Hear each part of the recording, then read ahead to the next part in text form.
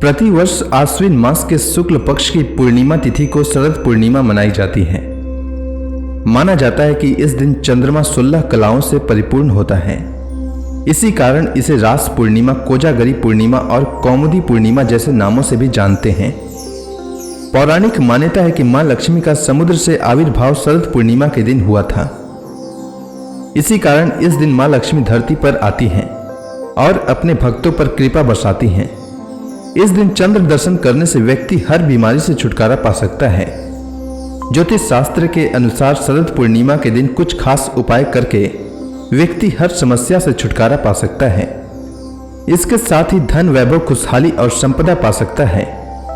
अगर किसी की आर्थिक स्थिति ठीक नहीं है तो आर्थिक स्थिति को मजबूत करने के लिए शरद पूर्णिमा की रात मां लक्ष्मी की पूजा करें और खीर का भोग लगाएं।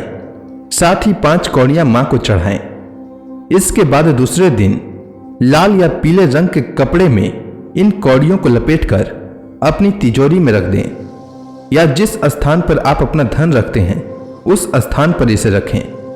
ऐसा करने से आपके धन में बढ़ोतरी होगी और आपकी आर्थिक स्थिति सुधरेगी और घर में खुशी का माहौल बना रहेगा।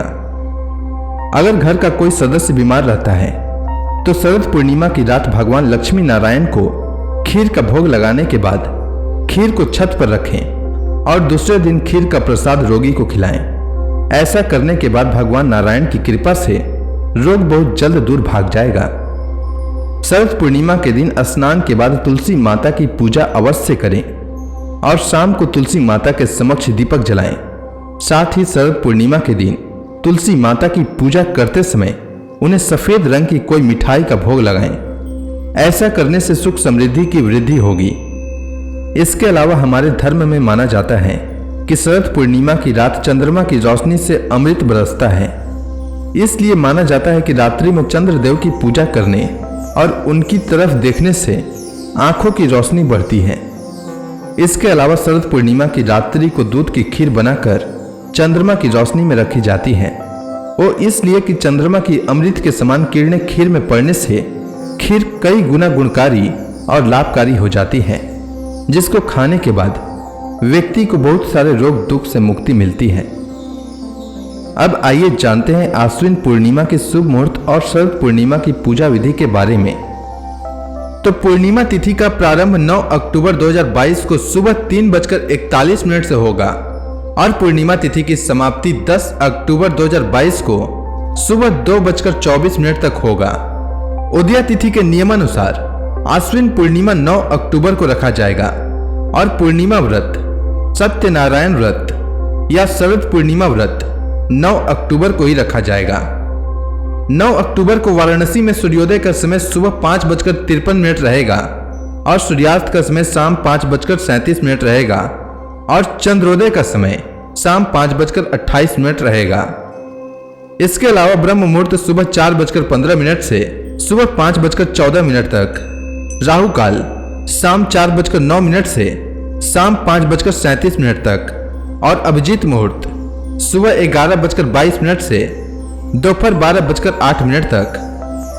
वहीं दिल्ली में क्या समय रहेगा वो आप स्क्रीन पर देख सकते हैं। दिल्ली में सूर्योदय का समय सुबह 6:18, सूर्यास्त का समय शाम 5:58 और चंद्रोदय का समय शाम 5:51। वहीं ब्रह्म मुहूर्त सुबह 4:40 से सुबह 5:29 तक, राहु काल शाम 4:31 से शाम 5:58 तक। राहु काल में कोई भी शुभ कार्य नहीं करना चाहिए, इस बात का विशेष ध्यान रखें। और अभिजीत मुहूर्त सुबह 11:45 से दोपहर 12:31 तक। इसके अलावा अगर आप अपने शहर के अनुसार शुभ मुहूर्त जानना चाहते हैं तो कमेंट सेक्शन में अपने शहर का नाम लिखें। मैं कोशिश करूंगा आपको आपके शहर के अनुसार शुभ मुहूर्त बताने की।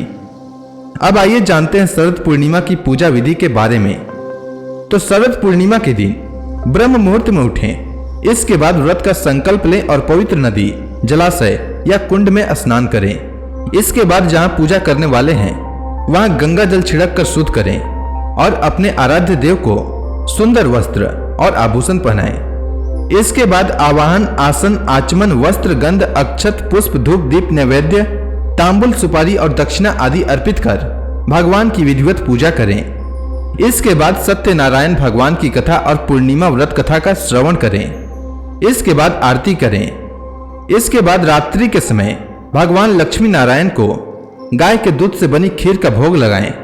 इसके बाद रात्रि में चंद्रमा के आकाश के मध्य में स्थित होने पर चंद्रदेव का पूजन करें तथा खीर का नैवेद्य अर्पण करें। इसके बाद रात को खीर से भरा बर्तन चांदनी में रखकर दूसरे दिन उसका भोजन करें और सबको प्रसाद के रूप में वितरित करें।